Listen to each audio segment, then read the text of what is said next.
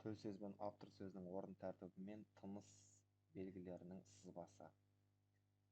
Орын тәртібі, тыныс белгісі және мысал айтатын боламыз. Төл сөз автор сөзінен бұрын келеді. Төл сөз автор сөзі. Төл сөз автор сөзі. Менің ғарышкер болғым келеді, деді Дархан. Төл сөз автор сөзінен кейін келеді. Автор сөзі, төл сөз. Автор сөзі, төл сөз. Дархан былай деді. Автор сөзі, менің ғарышкер болғым келеді. Төл сөз. Төл сөз автор сөзінің ортасында келеді.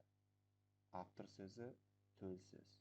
Автор сөзі, төл сөз, автор сөзі. Дархан, менің ғарышкер болғым келеді, деді.